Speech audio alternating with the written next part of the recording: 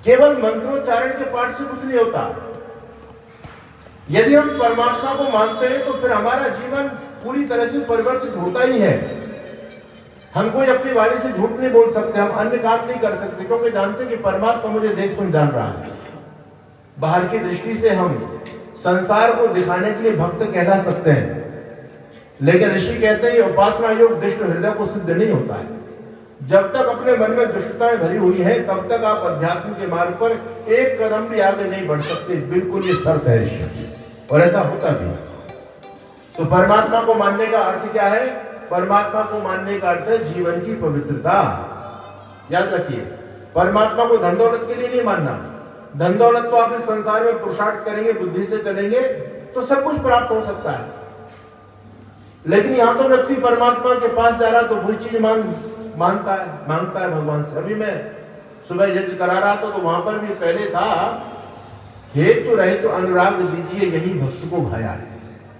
भक्त को भगवान से क्या मांगना है? हेतु रहे तो अनुराग। लेकिन अब वहां पर भी कह दिया धन दौलत भरपूर दीजिए। वहां पर भी हम धन दौलत को कटोरा लेकर के घूम रहे हैं। मंदिर में जाती डिमांड हमारी शुरू, मां मुरादें पूरी कर दे हलवा बांटूंगी, भजन लोगों ने बना दिया। तो आज जो भगवान की भक्ति करें वो किस लिए? क्या भगवान जी आप हमको मिल जाए उसके लिए करता है क्या? कोई नहीं, इसलिए नहीं है। हम भगवान का नाम लेकर के संसार के पदार्थों को प्राप्त करना चाहते हैं, इसलिए भगवान को हम स्मरण करते हैं। लेकिन याद रखना, क्या ये संसार के पदार्थ भगवान को स्मरण करने वाले लोगों को ही प्राप्त होते हैं क्या?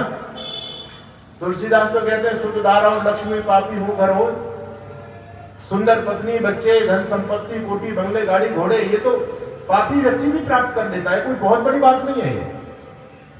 और हम परमात्मा से भी ये सारी चीजें मान रहे हैं, ये तो पापी व्यक्ति जो ईश्वर को नहीं मानता वो भी प्राप्त कर देगा। तो परमात्मा को माना जाता अंतःकरण की पवित्रता के लिए। अगर आप अपने अंतःकरण को पवित्र करना चाहते हैं तो केवल और केवल परमात्मा की भक्ति के द्वारा ही अंतःकरण पवित्र हो सकता है, बाकी दुनिया में और कोई औषधि नहीं है अंतःकरण को पवित्र बनाने की। और जब तक अंतःकरण मलिन रहेगा तब तक अध्यात्म में चंचु मात्र भी प्रवेश नहीं हो सकता।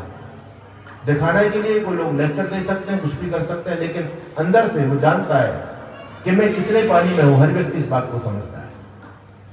तो वेद का मंत्र कहता है ईशावास्यमिदं सर्वम, परमात्मा इस संसार के कण कण में विद्यमान है। और मैंने आपसे एक बात पहले भी कही थी कि परमात्मा को केवल इसलिए नहीं माना जाता कि परमात्मा है। पुलिस यदि चोर को चोरी करते हुए देख ले और आगे का डिसीजन ना ले तो फिर देखने का अर्थ क्या है? कोई औचित्य नहीं उसका। देखा जाता है कि आगे हमको स्टेप क्या लेना है। जब हमने इस बात को समझ लिया अच्छी तरह से कि परमात्मा है, वो सारे जगत का नियंता है, जगत को बनाने वाला है, संसार को देख रहा है, सुन रहा है, जान रहा है, हम उसकी व्यवस्था से लेश मात्र भी बाहर नहीं जा सकते, तो फिर हमको फिर अपने जीवन को व्यवस्थित बनाना चाहिए।